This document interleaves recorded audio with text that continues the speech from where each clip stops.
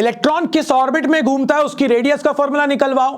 Electron जब orbit में घूमता है तो किस वेलोसिटी से घूमता है उसका डेरिवेशन करवाओ। अरे भाई काइनेटिक एनर्जी भी है इलेक्ट्रॉन के पास, अरे भाई पोटेंशियल एनर्जी भी है, अरे भाई टोटल एनर्जी की भी बात करनी है। इतने सारे डेरिवेशन है, करूं कैसे? सबके लिए सिर्फ 2 फॉर्मूले दूंगा, एक बूटी दूंगा, डेरिवेशन खत्म, वो भी 15 मिनट के अंदर, और कभी दिमाग से निकलेगा नहीं। तो चलिए शुरू करते हैं बोहर्स मॉडल।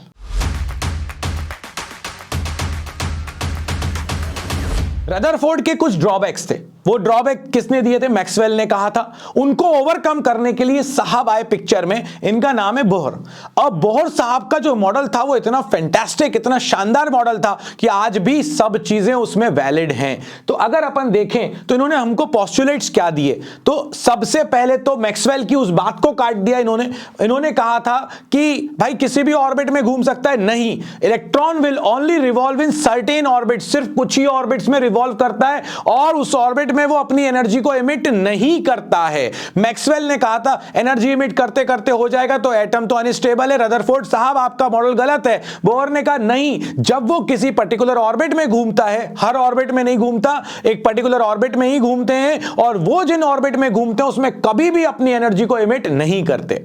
पहली बात। दूसरी बात, इलेक्ट्रॉन सिर्फ उन्हीं ऑर्बिट्स में रिवॉल्व करेगा जिसमें उसका angular momentum mvr, mass into velocity into radius, nh/2π, यानी h/2π का इंटीग्रल मल्टीपल होगा। यह मैं तुम्हें बताऊंगा कि ऐसा क्यों हुआ था आगे जाकर जब अपन न्यूमेरिकल्स करेंगे, मगर यह उनका एक और पोस्टुलेट था कि इलेक्ट्रॉन सिर्फ उन्हीं ऑर्बिट में रिवॉल्व करेगा जिस ऑर्बिट में उसका एंगुलर मोमेंटम h/2π का इंटीग्रल मल्टीपल होगा। इसके बाद इन्होंने यह कहा कि जब इलेक्ट्रॉन एक ऑर्बिट में घूम रहा है तो वो कभी भी एनर्जी को एमिट नहीं करेगा, मगर इलेक्ट्रॉन जब भी अपने में से किसी एनर्जी को गेन करेगा तो हायर ऑर्बिट में आएगा, और जब एनर्जी को देगा तो लोअर ऑर्बिट में आ जाएगा। मतलब कि इलेक्ट्रॉन एब्जॉर्ब करेगा तो हायर ऑर्बिट में जाता है, इलेक्ट्रॉन जब वापस अपने ऑर्बिट ओरिजिनल स्टेट में आता है तो एनर्जी को एमिट कर देता है। यानी एब्जॉर्प्शन और इमिशन होता है, मगर जब वो ऑर्बिट स्विच करता है सिर्फ तभी होता है, उसके अलावा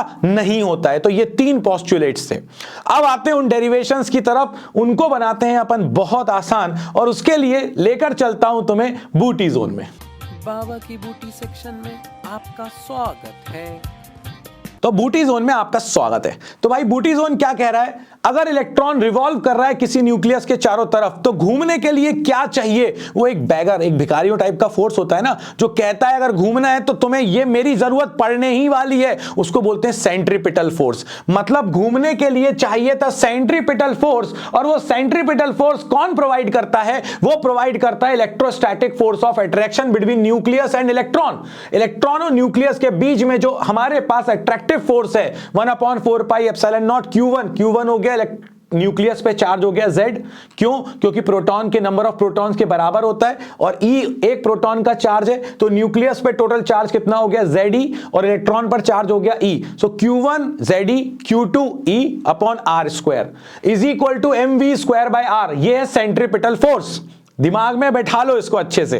और जो दूसरा पोस्टुलेट था हमारे पास बोहर का कि इलेक्ट्रॉन उन्हीं ऑर्बिट में रिवॉल्व करेगा जिसमें उसका एंगुलर मोमेंटम h/2π का इंटीग्रल मल्टीपल होगा। इंटीग्रल मतलब 1 2 3 4 5 6।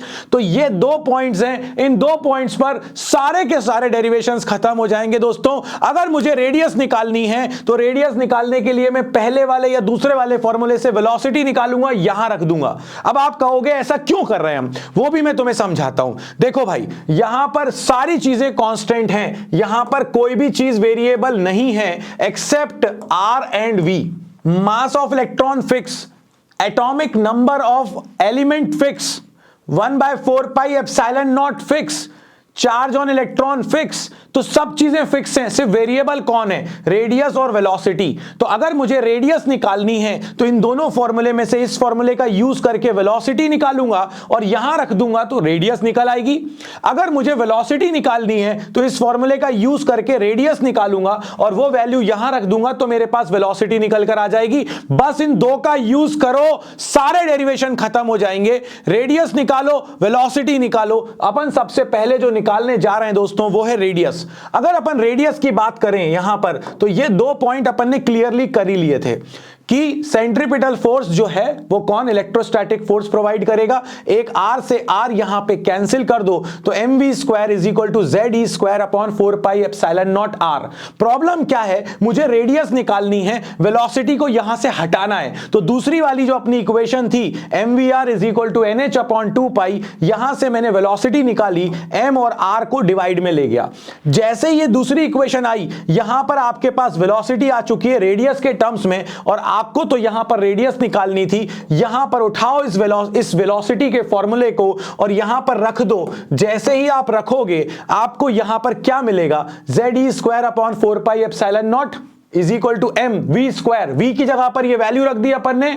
जैसे ही ये वैल्यू रखी यहां पर अपन ने, तो अपन को क्या मिला दोस्तों, यहां पर इस स्क्वायर को जब ओपन करेंगे तो m n² h², 2 का स्क्वायर 4, पाई का स्क्वायर पाई स्क्वायर, m का स्क्वायर m², r का स्क्वायर r²। एक r से एक r यहां पर क्या हो जाएगा, कैंसिल आउट हो जाएगा। बस अब कुछ मत करो, सारी चीजों को उधर ले जाओ, इस r को उधर ले जाओ और बाकी सारी चीजों को इधर ले आओ। यहां पर ये देखो 4 भी कैंसिल हो गया, यहां पर देखो ये पाई भी कैंसिल हो गया। तो अब जब ये r ऊपर जाएगा तो बाकी बची हुई चीजें ये बचेंगी। फॉर्मूला आ गया रेडियस का, epsilon naught h² m pi e² n² by z। ये जो चीज मैंने ब्रैकेट में लिख रखी है ये भी कांस्टेंट है। Epsilon naught constant, Planck constant constant, mass of electron constant, pi constant, E constant, सारी चीजें तो कांस्टेंट है। मतलब radius is proportional to n² by z। और इन पूरे कांस्टेंट की वैल्यू निकालोगे तो वो आएगी 0.529 एंगस्ट्रॉम। एंगस्ट्रॉम होता है 10⁻⁻10 मीटर। सो आपके पास रेडियस का फॉर्मूला आ गया 0.529 n² बाय z, और ये आपके पास रेडियस निकल के आ गई। पहले वाले फॉर्मूले में रख दिया, दूसरे वाले फॉर्मूले से वेलोसिटी निकाल के, कहानी खत्म। रेडियस निकल आई, बहुत बढ़िया। अब क्या आएगा अपने पास, अब अपने पास निकल कर आएगी वेलोसिटी। फिर से वही चीज, centripetal force is provided by the electrostatic force. ठीक है, आपने बोल दिया, हमने मान लिया, r से एक r को कैंसिल कर दिया, ये अपनी इक्वेशन नंबर 1 बन गई। दूसरा पोस्टुलेट क्या था, mvr angular momentum is integral multiple of h upon 2 pi. यहां से क्योंकि अब तुमको वेलोसिटी निकालनी है तो अब तुम यहां से किसकी वैल्यू निकालोगे, रेडियस की वैल्यू निकालोगे, और वो आ जाएगी क्या, mv को डिवाइड में ले आओ, nh अपॉन 2 पाई mv। ये हो गई आपके पास रेडियस। जैसे ही आपके पास रेडियस निकल कर आ गई दोस्तों, इस रेडियस को उठाओ और इस इक्वेशन नंबर 1 के अंदर रख दो। आप रखोगे आपको कुछ ऐसा मिलने वाला है। क्या मिलने वाला है भाई, यहां पर आपने उठाया ZE² 4 pi epsilon naught, r की वैल्यू रख दी NH upon 2 pi mv is equal to mv²। ये चीज चली जाएगी ऊपर, एक v से एक v हो गया कैंसिल, m को ले आओ डिवाइड में, e² upon 2 epsilon not h z अपॉन n।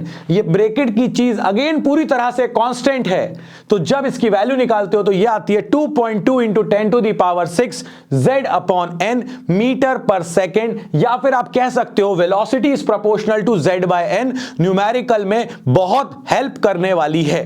अब आप निकाल चुके हो रेडियस, अब आप निकाल चुके हो वेलोसिटी। अगर आप रेडियस और वेलोसिटी निकाल चुके हो, अब मुझे निकालनी है काइनेटिक एनर्जी, मुझे निकालनी है पोटेंशियल एनर्जी। कैसे निकालूं, देखो कितना आसान है अपने लिए। अगर मुझसे कोई कहे कि इलेक्ट्रॉन की काइनेटिक एनर्जी निकालो, यार इलेक्ट्रॉन घूम रहा है, हाँ घूम रहा है, वेलोसिटी है कि नहीं है, है। अगर वेलोसिटी है इलेक्ट्रॉन के पास तो भाई साहब आपके पास काइनेटिक एनर्जी का जो फॉर्मूला होता है वो होता है ½ mv²।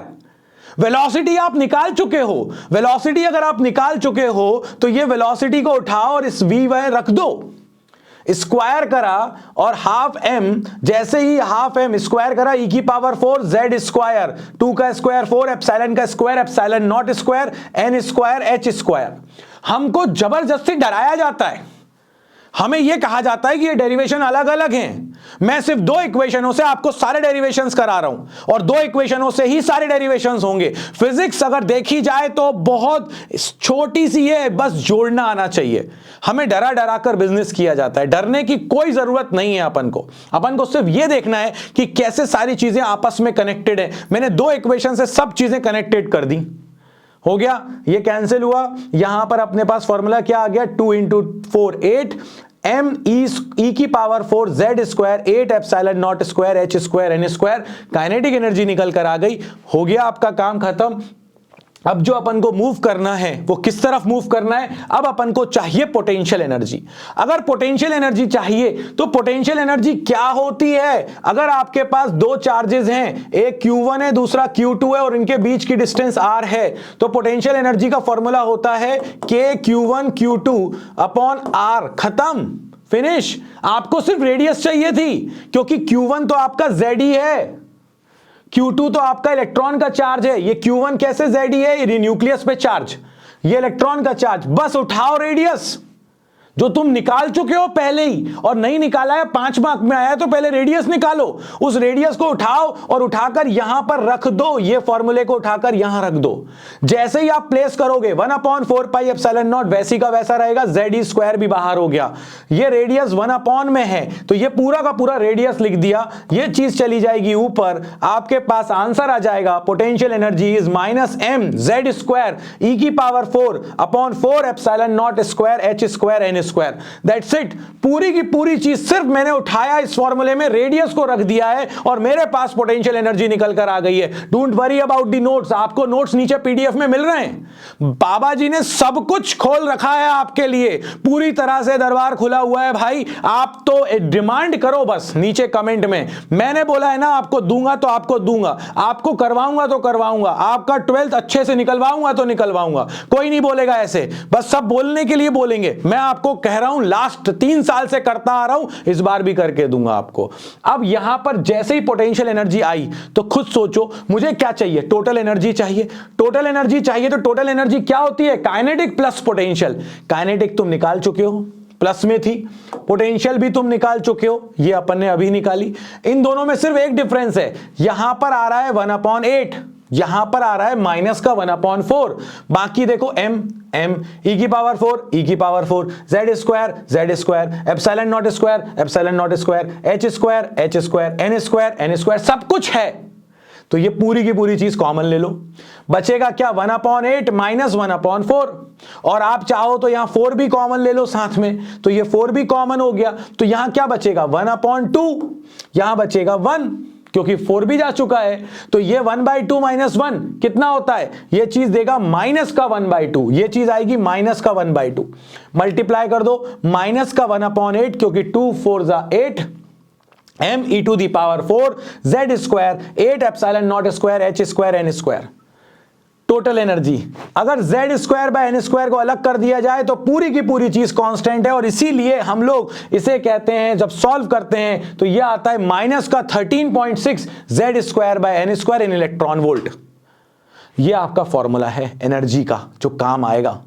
और अगर आप देखो गौर से तो जो आपके पास ये जो फॉर्मूला आ रहा है, ये सेम फॉर्मूला आपका किसका आया था, काइनेटिक एनर्जी का। ये देखो यहां पर सेम ये फॉर्मूला माइनस का m e to the power 4 Z square 8 epsilon not square H square N square, ये सेम फॉर्मूला आपके पास काइनेटिक एनर्जी का निकल के आया था, बट वो माइनस में है, ये चीज प्लस में है। अगर आप यहां पर देखो आपके पास पोटेंशियल एनर्जी, तो पोटेंशियल एनर्जी में वही सेम फॉर्मूला आ रहा है, बट वहां पर नीचे 8 था, यहां पर नीचे 4 है। मतलब पोटेंशियल एनर्जी का हाफ कर दोगे तो टोटल एनर्जी निकल के आ रही है।